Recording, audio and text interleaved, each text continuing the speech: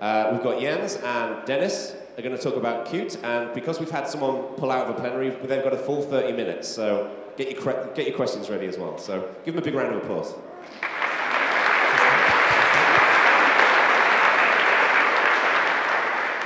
Actually, I didn't plan for a full 30 minutes, so let's see how this turns out. Well, first of all, thank you for inviting us, guys. I'm terribly excited to be here, and I really have Ubuntu as my favorite Linux distribution by far. In fact, I remember when I started working for Toltec back in 2005, I was the only one using Ubuntu and the GNOME desktop at the office. So this is a special situation for me. And let me tell you who I am.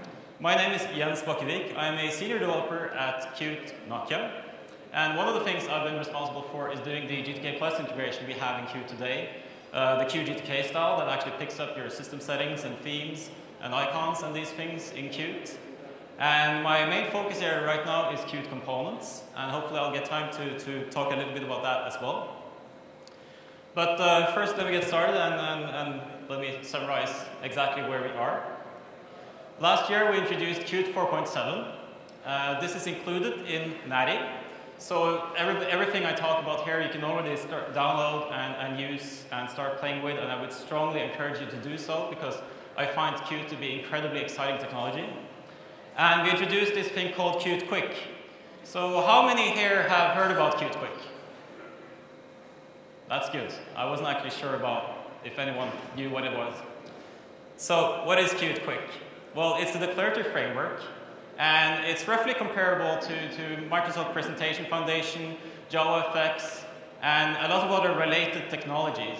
But I find it vastly superior in how efficient it is and how fun it is to work with.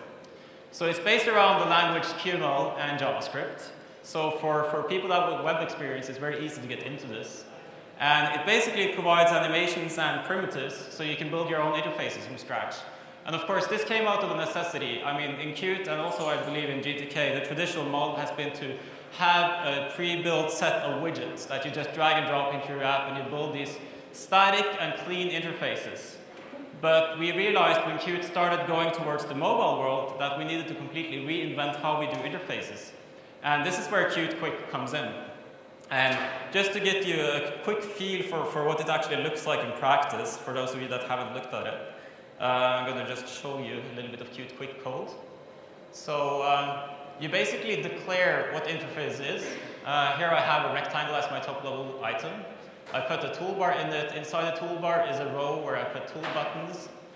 And as you can see here, what I actually have is something that looks a lot like desktop widgets. And this is true because this is something I have been working on myself.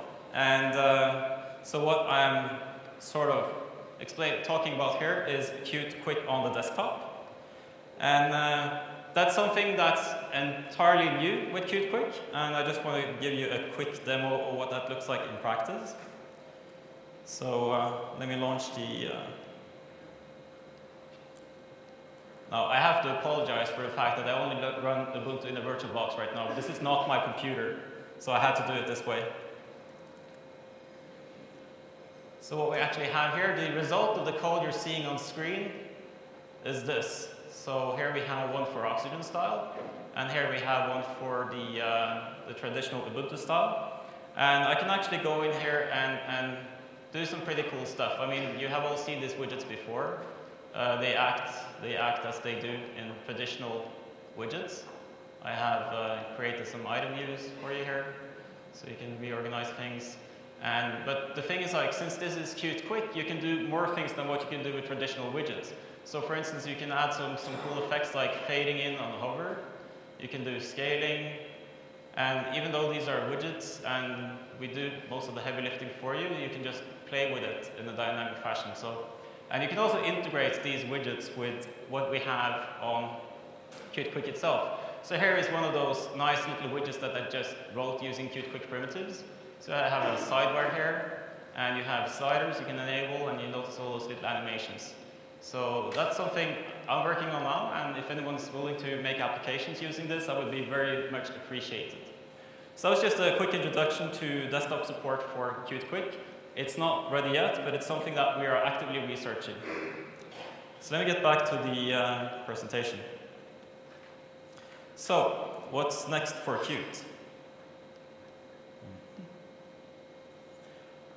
Well, there is Qt 4.8, and we are planning this for coming out pretty soon. It's, I would say, within a couple of months, but I can't give you an exact date yet. And the emphasis on 4.8 has been on focusing on fixing bugs and performance, which is actually a first for us in Qt. We tend to have lots of new features. But most of the work here has been doing heavy lifting under the hood. And I wanted to mention a few things we have done. We have completely rewritten the file system backend, so we have a much faster I/O system in Qt. We have added support for threaded OpenGL, which is important when you're actually developing applications with Qt Quick, especially when you're integrating on the C++ side. And we have a new architecture based on something we call Lighthouse. And let me just skip that for now. What is Lighthouse? Lighthouse is a platform abstraction layer. And it's not tied to a windowing system. So what we saw when we started moving Qt to all of these mobile platforms out there is that we tended to do the same thing over and over again. And we realized that a lot of the internals in Qt we're operating on the wrong level. And after we introduced Lighthouse, we have massively simplified the effort it takes to port Qt to new platforms. And this is evidenced by the fact that the community already has a port of Android out there. There is a port to iOS. And this is not, of course, done officially by Nokia, but using Lighthouse, it's incredibly easy to support new platforms. So this is very cool this is a very cool new technology for us. And another thing this relates to is in supporting the Wayland compositors. And I'm not sure how familiar you are with it, but actually what we're going to do with 4.8, we're going to release something called Qt Compositor, which is a separate SDK based on 4.8 that allows you to write your own window managers. Of course, the target audience for this is maybe 10 people, but hopefully some of those people are in this room and are interested in writing Qt compositors for Ubuntu. So that's some pretty cool technology we are working on. And another thing I wanted to mention is accessibility. I know that Qt hasn't traditionally been doing very well on accessibility, especially on the Linux desktop. And this is a message we have heard from you guys. So I want to tell you that we are finally improving the ATSPI2 bridge on Linux. We have 3 guys working on accessibility now. And we are very interested in getting into an active discussion with the guys working on Ubuntu's accessibility team and actually getting this stuff up and running, especially with the Unity 2D desktop. And this is the same standard that's supported by GTK3 and also GTK2, I believe. And it will allow you to run, for instance, the Orca screen reader as it is on existing Qt applications. And we are also adding support for Qt Quick. And all of this should be applicable both to Qt 4.7 and Qt 4.8 with some patches. So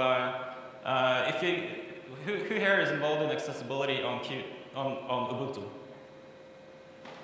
Yeah. I would definitely like to have a chat with you guys later today. Okay, cool. So there is one more thing I wanted to mention. This is, of course, an ongoing project, and as you can see, not all of this fits in the Qt 4.8 time frame. Some of this will be patches, some are plugins. The accessibility is actually a plugin, so you can use it with existing versions of Qt. But there is one thing. I was not supposed to be the one announcing this. I've been waiting for Lars Ulrich to announce this. I had to press for announcing this at this summit because it was supposed to be announced next week, so I had to push it a bit forward. But you guys will be the first to know that Qt 5 is coming, and it's going to happen. We're planning a release about 1 year from now, and the important message to get across here is it's going to be mostly source compatible.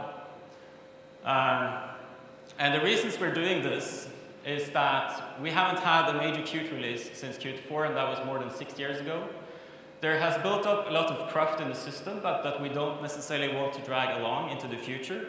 And since we're now completely focusing on Qt Quick, we're going to make this the emphasis of the Qt 5 release. So the focus is on making Qt Quick and JavaScript a first-class citizen. So what are the main things we're going to do in practical terms? Well, the first step is to modularize Qt. And I think one thing we noticed when we started porting Qt to different platforms is that when you're deploying on a tablet device or on a phone, you don't want to drag all the desktop parts of Qt onto that phone. So what we're going to do, we're going to create a much smaller graphical layer in Qt, and this is of course tied in with the Wayland architecture. So all of our desktop ports is going to be built on top of Lighthouse, that I already mentioned. And we're going to separate the widget parts of Qt.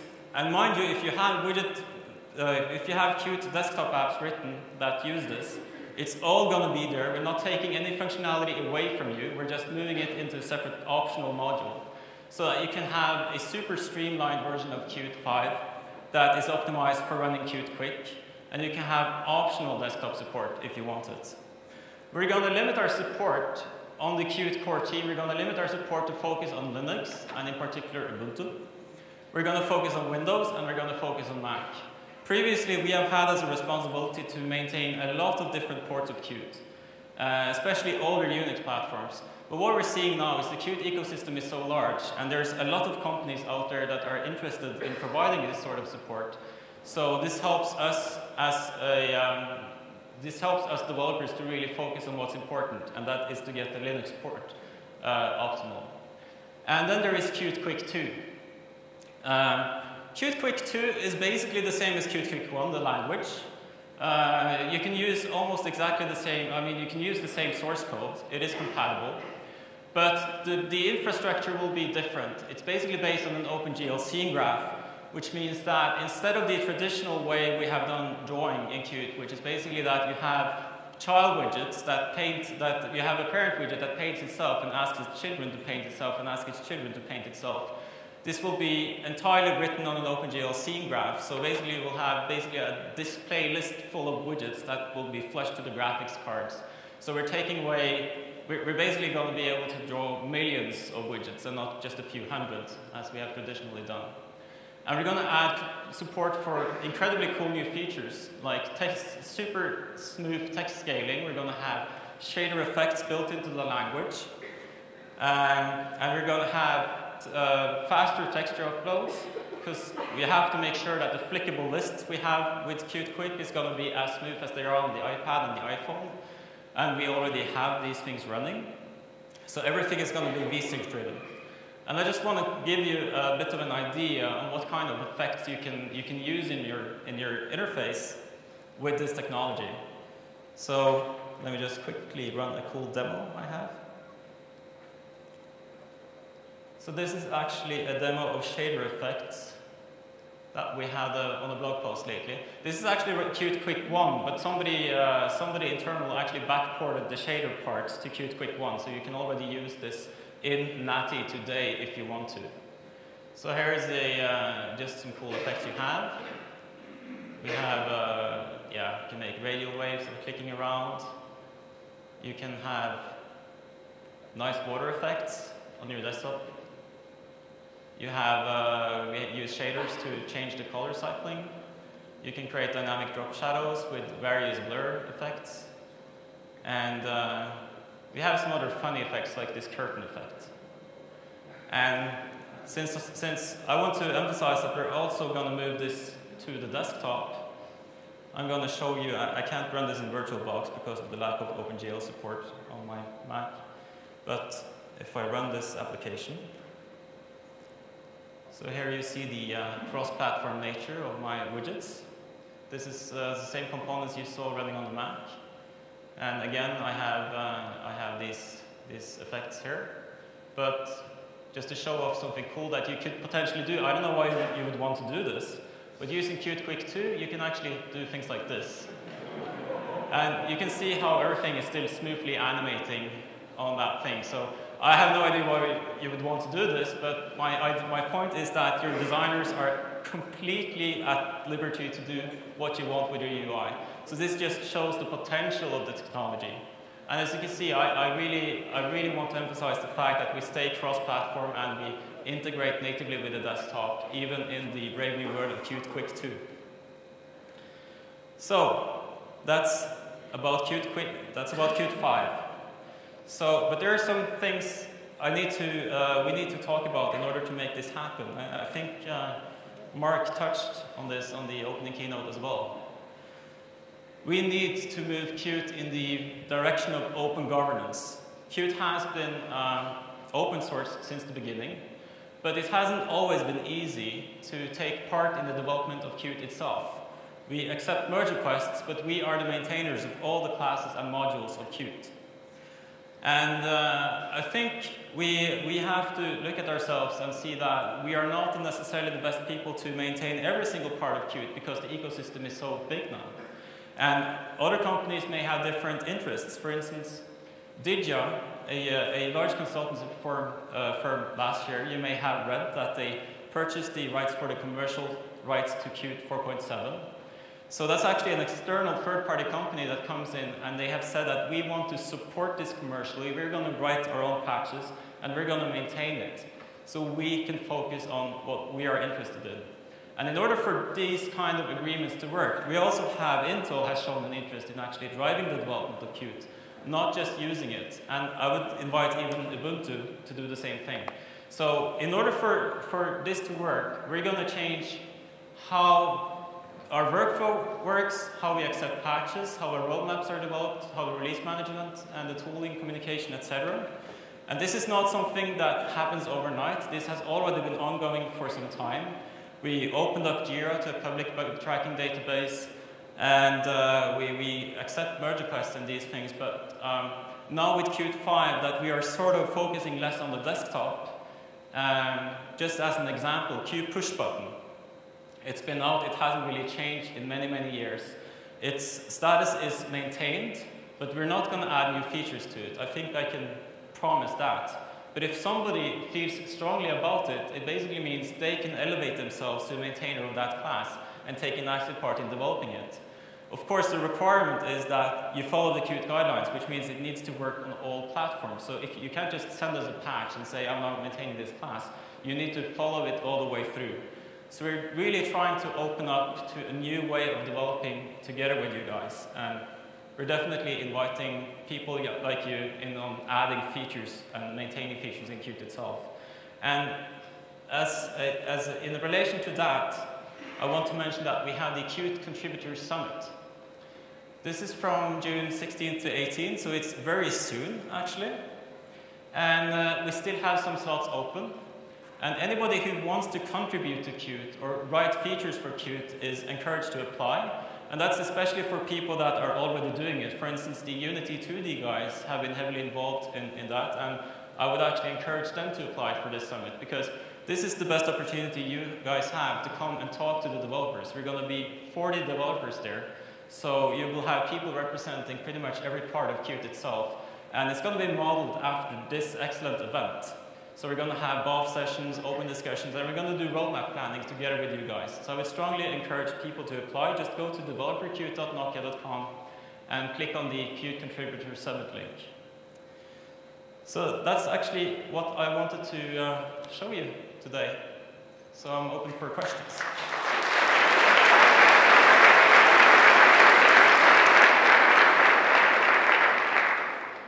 We have 5 minutes for questions.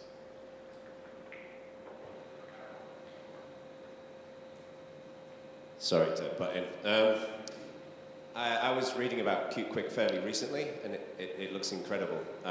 It is. One thing that I believe you. One thing that I couldn't quite figure out was whether the full Qt library is exposed via JavaScript. So essentially, if I was to write a regular Qt application, I've got this incredibly rich library that I can use, and it looked like Qt Quick is primarily there for creating user interfaces and simple applications. Are you saying that with Qt 5, that much more of the full Qt library will be exposed to Qt Quick? Well, depends on how we look at it. Right now, Qt Quick has a C++ backend, and we don't expose all of the Qt libraries to Qt Quick itself, but we make it really easy for you to expose it to Qt Quick. For instance, the desktop widgets that I showed you, they of course use the Qt library itself. It used the styling features of Qt to make it look native, so we don't have to rewrite all of that for Qt Quick. But it's basically a plugin, a C++ plugin that you compile, And this is how Unity 2D does it as well. So any feature you need in Qt, you can easily expose to Qt Quick, but you're going to have to write some C++ code. The thing is, in Qt 5, we're aiming at making sure that all the enablers you need to write a full-fledged application is going to be there already. So that's the big difference between the Qt 5 and Qt 4, is that we're putting the focus, like up in Qt 4, we basically said Qt Quick was what you use to create dynamic and flexible user interfaces. In Qt 5, we actually want to take it all the way. We want to say that this is a way you can develop applications with. And that means we're going to have to expose all of those things you need to write the application.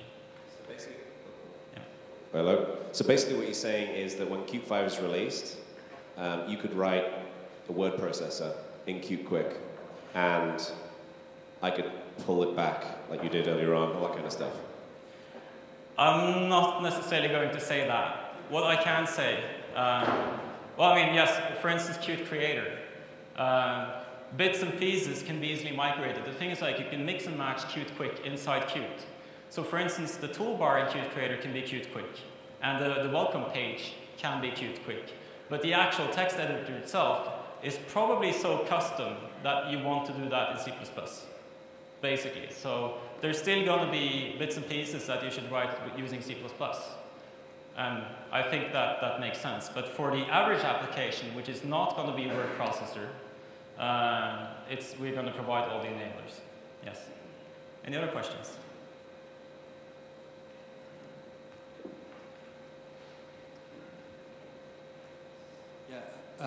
Yeah, actually a couple of questions, but the first one is about the scene graph you were mentioning in the Qt5 roadmap. So the backport of the shader support you did for Qt 4.7 does not support, doesn't use the scene graph mode, right?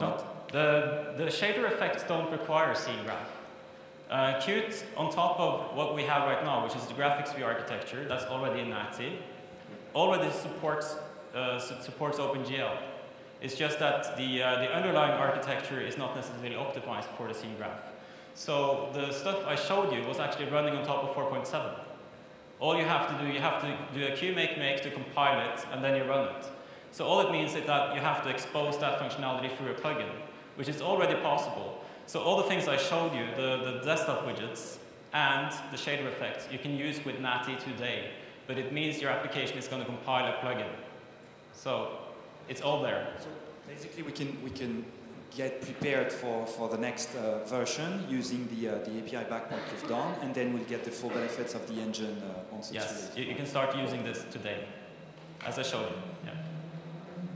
But the shader effects I showed you is from a blog that somebody did. It's not officially supported, but then again, nothing stops you from taking that and officially supporting it, because it's just a few lines of code, actually. Well, I'm exaggerating. All right. Yeah. Big round of applause, please.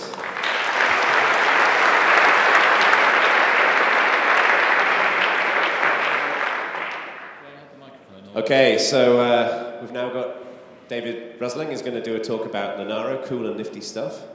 And I think you can do you want to use this? Yeah, I'll use this one. This is fine. Is that okay? Can people hear me? No one can hear me. You're all asleep.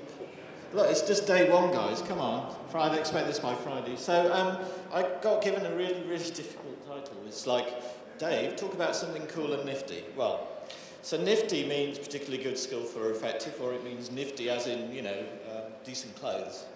And as those people that know me know that I dress extremely well. I have all the latest T-shirts. Okay, so earlier on, Kiko and George talked about some nifty stuff anyway. I mean, just things like the scoreboard with all the burned down charts and what all the groups are doing, being able to follow requirements. That's good stuff. The work that's happening around the memory management, the really interesting graphics, that's good stuff. Lots of SMP, well, that's really good stuff. So I just wanted to talk a bit about the future. So, because that's what I'm interested in. I mean, today's problems, getting, lots of products built, etc., great. But I care about ARM servers. I've been bashing on about this for a while, so I wanted to take the opportunity to talk a little bit about it. So it's coming. Various bits of architecture have been announced. There's patches going upstream, actually, for the large physical address extensions, and the A15 processor will support these. So you could build 32-bit servers out of ARM hardware. pretty soon now, really. Why should we care? Why should we care now? Well, as I've talked to you before about ARM and diversity, because the licensing model ARM has, then people take this stuff and they do all sorts of things with it. And ARM has no idea what those things are, but all I know is that, you know, ARM servers won't be like anyone else's. There'll be some ingredients that will be done differently. The other thing, there's a trend towards this living in the cloud and balancing out what happens on your client, your little phone or your pad or your whatever, with communication bandwidth. It might be better to send, you know, a big job back to the server to work. So actually having ARM-based servers as well as ARM-based clients is a good thing. And there's lots and lots of very interesting problems to solve. Things like, you know, scheduling, just real power management things. The current server power management is just to run N of them flat out, and the rest are turned off. That's not very sophisticated, and you put them in big silos next to, you know, waterfalls and natural resources, wind farms, whatever. But I think, you know, as I say, I don't know what technology will be included in the ARM server, but it won't be a fixed platform. There'll be all sorts of diversity. We might decide, I guess, huge memory was something done in 32-bit land, which was just trying to mapping the kernel and the address space into 2 gigabits each, I think. So there's all sorts of bits and pieces we could do. So we've been having a little look at the requirements for this. So obviously you need some software. Now, server land for ARM is a bit like ARM was, I guess, 3 years ago or so. You know, lots of enthusiasts. Some people have built some things, some bits are there, some bits are not. So there's a whole pipe cleaning exercise which is about going and building these bits. So obviously taking the lamp stack or, you know, the container work, building it. That's important. Build the underlying bits like PHP. Well, just building it's okay, but then you need to go in there and tune it. I'm sure there's bits in there that once they do build don't run necessarily well or don't run SMP or whatever. So there's a whole bunch of sort of validation and benchmarking and tuning that needs to happen. There's some specific requirements for kernel work in server land. Things like DMA subsystems get really, really important in many, many cores. I mean, going beyond about 4, you want to really start thinking about that. And things like software RAID needing sort of 64-bit floating point instructions. I'm going to ask you questions at the end, so you better pay attention. No one's listening. Good. And I'll keep it nice and light, sorry. There's the architectural support. So ARM has announced these large physical address extensions, and this really allows you to address up to 48 bits of physical memory from a 32-bit system. And so there's some page table changes there that Catalan and others in ARM have been working on that are now actually out there. Let's say the A15 will include that support. Virtualization, obviously, in the open source world, looking at KVM is a good thing. I think, and I'm not, does anyone here work in KVM land? Because I'd like to talk to them. Anyone from KVM? No, wasted my entire trip. Anyway, so I believe KVM are looking at moving away from using QEMU as the underlying sort of part of the virtualization layer, at least at the instruction level. So I know they're looking at doing something else. I'm not sure whether we should invest in QEMU or not. And I think there's quite a lot of work around scheduling that could be interesting. You know, there were a lot of wars a little while ago between sort of desktop scheduling and server scheduling. Well, guess what happens when you start thinking about very diverse ARM servers, let alone sort of power-efficient server scheduling, or scheduling across cores that have different characteristics with respect to power, even though they may be the same architecture. So there's a lot of kernel experiments that schedule work that we could do, making experiments. There's the, you know, and these things we could do now, frankly. As I say, the kernel future, that balancing schedule across different flavor cores, different coherency. So think of clumps of coherent cores, so 4 coherent cores, another 4 coherent. They're incoherent relative to each other with respect to level 2 cache. So lots of interesting things. And benchmarking, well, like everywhere I look, everything we do, you end up going, there's some benchmarks we need to run here. What should they be? Because you need to figure out what's going on in order to be able to go and tune it or prove that you did the right thing when you changed the scheduler, for example. So, okay, I'd really like to start this soon. and there's no reason we can't. So there's a bunch of platforms available to play with, which have got, many A9 cores in them. We kind of understand some of the technical requirements, and George referred to my rather grandiosely titled Office of the CTO, which is me and 3 other blokes, including the inestimable Loic. And so really this is just a plea to get going, and I'm trying to reintroduce the word boffin to the... It was a very popular word in England in the 1950s. But so we really need to get some boffins working on this, and you're all boffins, so anyone who'd like to work on this, I'd be interested in talking to you. That's my talk. Any questions? Silence. Okay, cool. Thank you very much.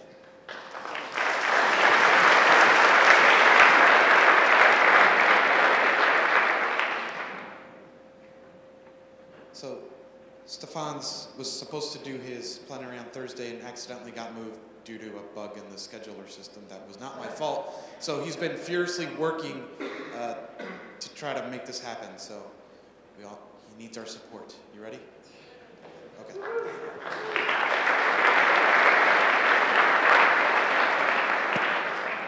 Oh, yes.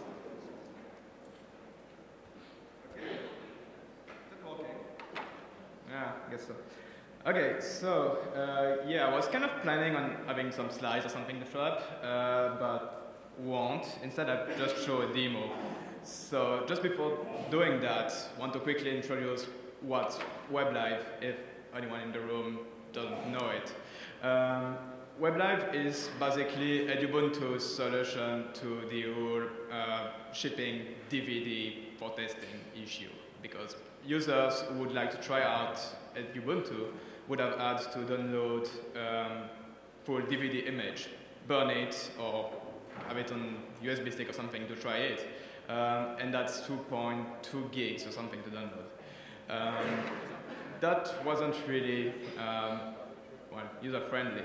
So instead, what we implemented is a website where you just enter a username, a password, and you get a full screen session using Java and NX. So that works fine on Windows, Mac, and Linux. Also Solaris, I think. Never tried it though. And that's what we had by last UDS. Since then, we got way over 30,000 users on that thing. And for the 1104 cycle, also pushed it a bit further by integrating into the software center for Ubuntu users. So Ubuntu users who start Software Center can easily try anything that's in the archive and that's not on our blacklist online without needing to install the packages. That's interesting, but not that useful, I guess, just now, because you can just as well install the packages, except if you've got bandwidth issues. But that's going to be more interesting as Oneric comes around, as you'll be able to test any application that's from NATI or from Oneric, from any software center that has the feature. So I'm going to just quickly show both the website integration that we have and software center integration. Let's see if Unity works today.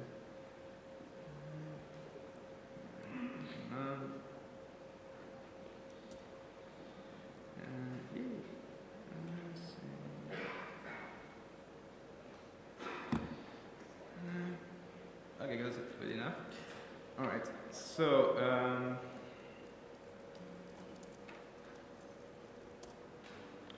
when you go on the Ubuntu's website, you've got the big try now button there. It's also be linked from the Ubuntu release announcement. So you can pick up one of the 3 servers that we have. So that's Ubuntu 1104 Classic Desktop, which is what we use by default in Ubuntu, or with Unity 2D, or regular Ubuntu with Unity 2D. So if I try Ubuntu, and yeah, I guess everyone will guess what the password was.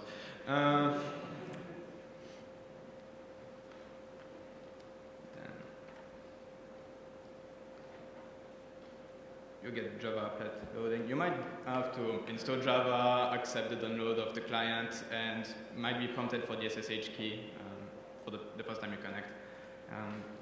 Instructions and stuff are also displayed on the same page. So, should eventually connect. Yeah. Then you get prompted for language. If you want something else than the usual US English. All lang packs are installed on the server, so you can easily try right to left languages or Chinese input, or whatever you want. And then you can see that Unity 2D didn't start for some reason. So you got classic Ubuntu UDS instead. That will be fixed just after the Plenary. And that's classic Ubuntu desktop. There is nothing in particular installed on that server. Yeah. Thanks, George.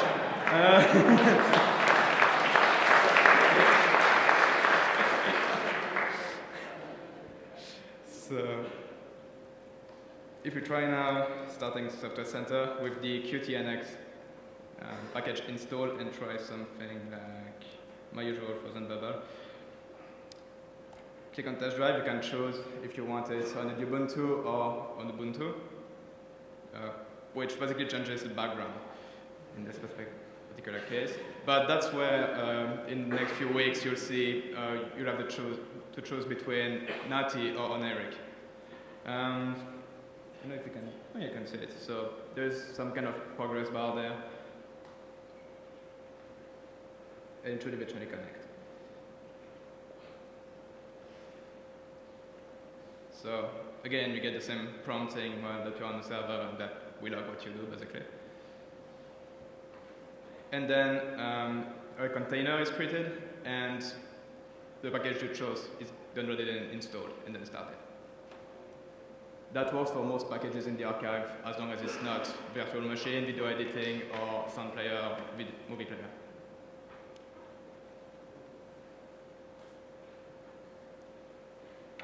All right, so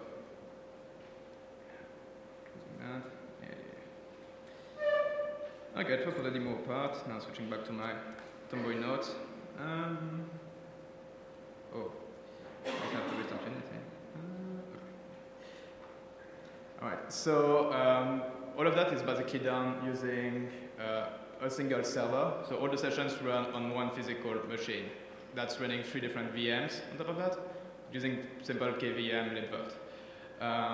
As I quickly mentioned when connecting, if you choose a package that's not included in Ubuntu or Ubuntu 11.04, a container is created. So it's not using LXC yet, but we'll switch to it soon. It's using another of my pet projects called Arcos, which basically creates desktop containers for most desktop apps.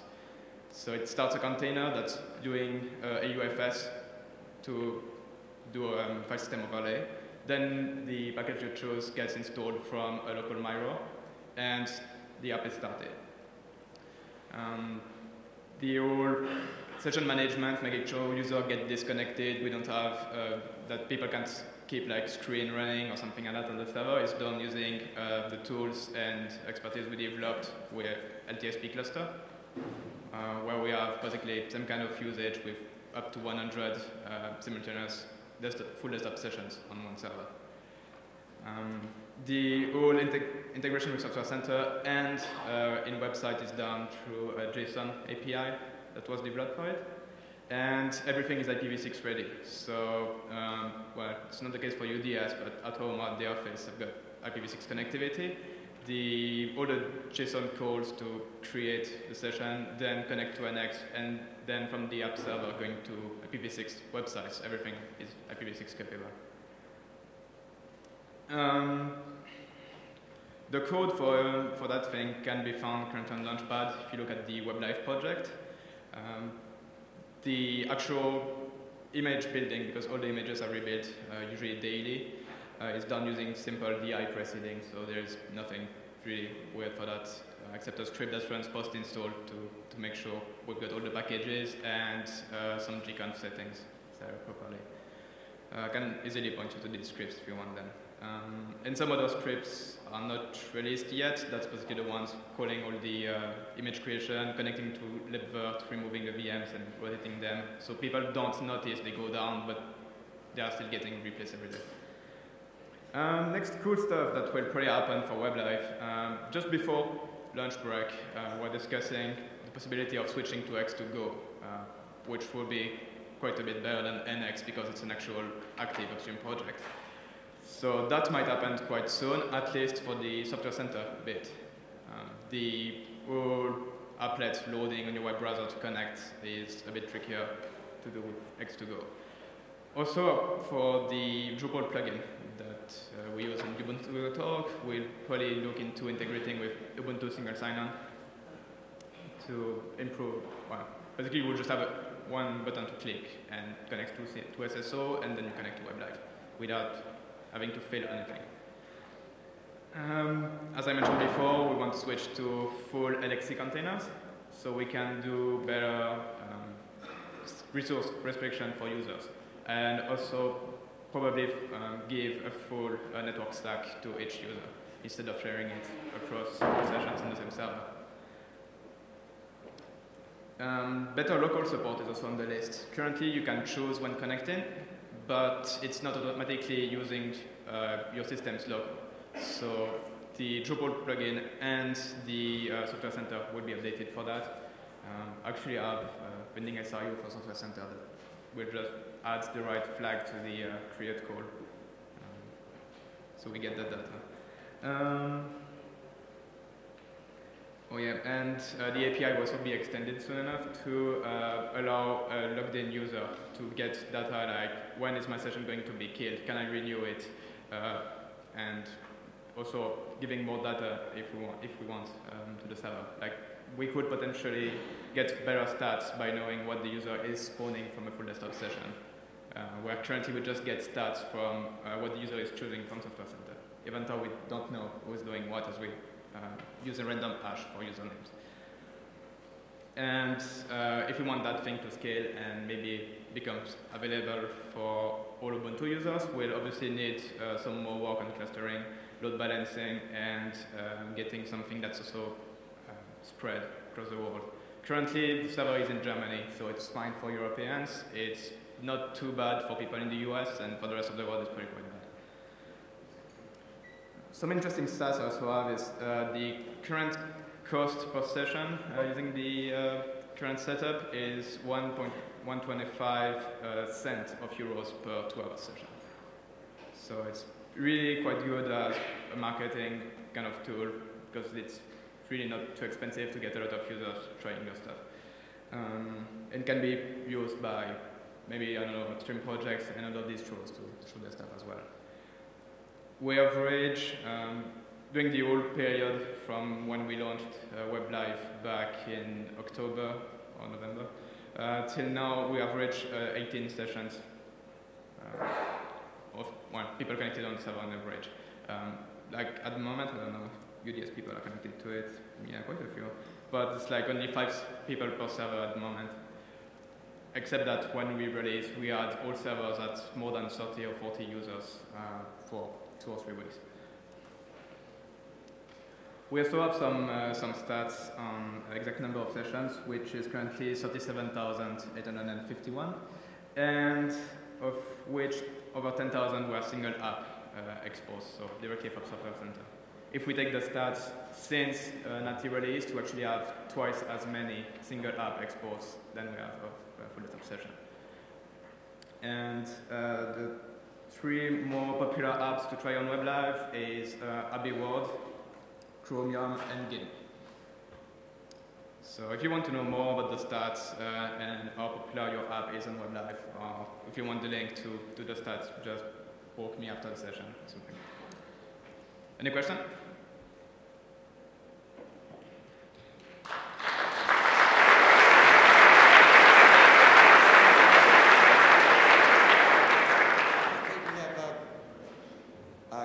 We can go to sessions now. You have about 10 minutes until this. 10 extra minutes.